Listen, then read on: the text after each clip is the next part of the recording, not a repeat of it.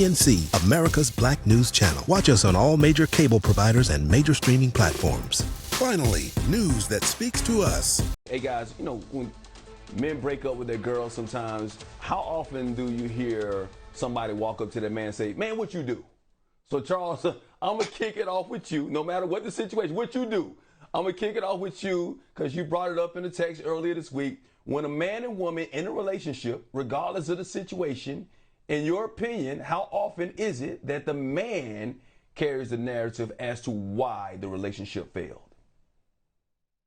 The only time the man doesn't carry the narrative, Mike, is when the woman has enough grace to either say publicly, we split up and it's amicable, or we split up and we're no longer together and it's fine. Other than that, the assumption is always going to fall on the man as being responsible for the dissolution of the relationship, unless whatever she did, if it was her fault, was very public and obvious.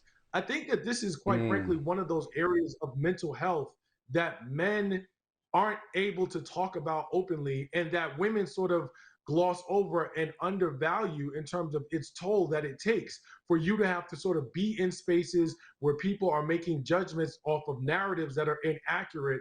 And then sort of like there's the rumor mill and all of that, all of which could very much so be controlled by a woman who simply just decides to say in a situation, you know what, we broke up, we're not together. And that creates a hell of a lot of breathing room for someone who you were with. But when you either A, push the narrative because you want to assign blame, or B, let other people run with their own narrative, you then put that weight on the man to sort of have to figure out how to sort of deal with that public perception.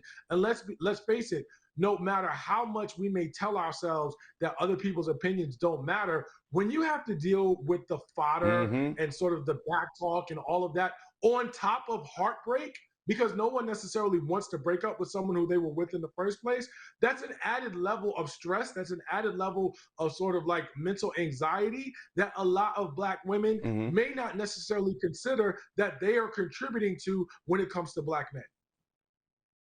And Jay, it's tough sometimes, right? Because when you break up and that stuff is out there, and if she's dragging you, you really can't go back because you're in a bad situation. You look bad if you're a man and you're saying something negative about this woman, even if there were difficulties and she brought a lot of issues to the table. I'm not saying that was the case, but if she brought issues to the table, you can't publicly display those issues, and it's hard for you to even defend yourself sometimes.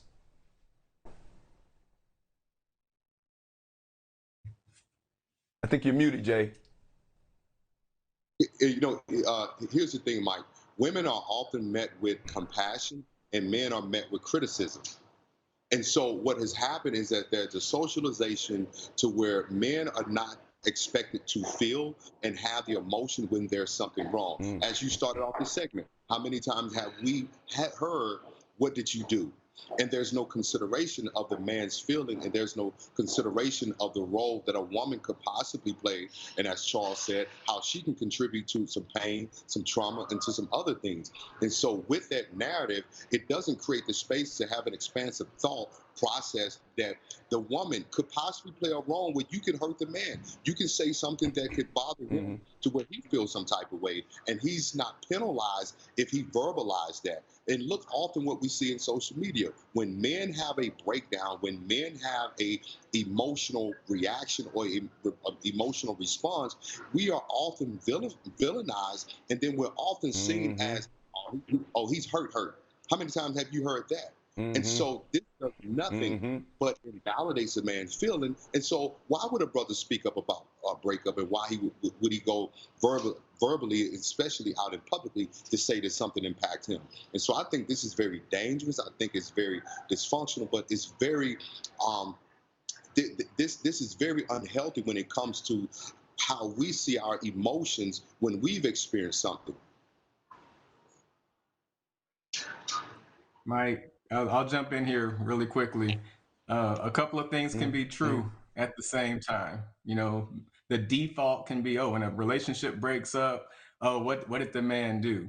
But if we have this conversation detached from just context, historical context, it doesn't come out of the blue. It's because over Right. hundreds and thousands of years, men have dominated the power dynamic with relationships. Men have been the one historically to choose. Men have been the one historically to start and end relationships. So we can't be surprised that there is this legacy of male domination when it comes to this social framework.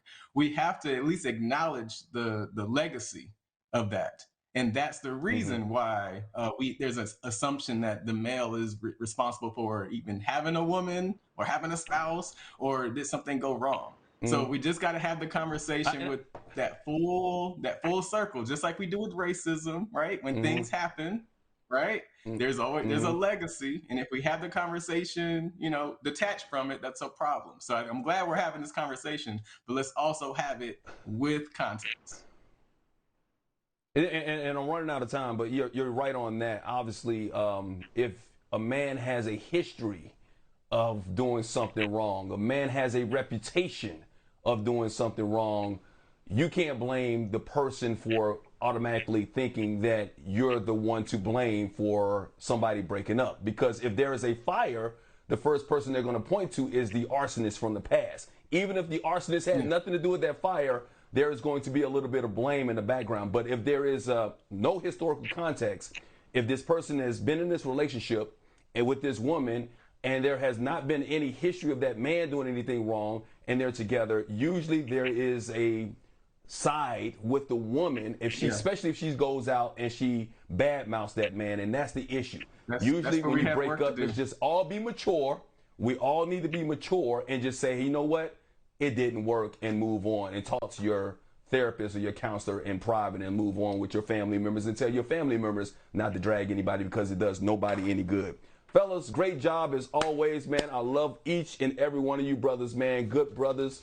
Enjoy your weekend. Jay Barnett, Jaha Howard, Charles Coleman. We will see you again next week for the next edition of Mic Check.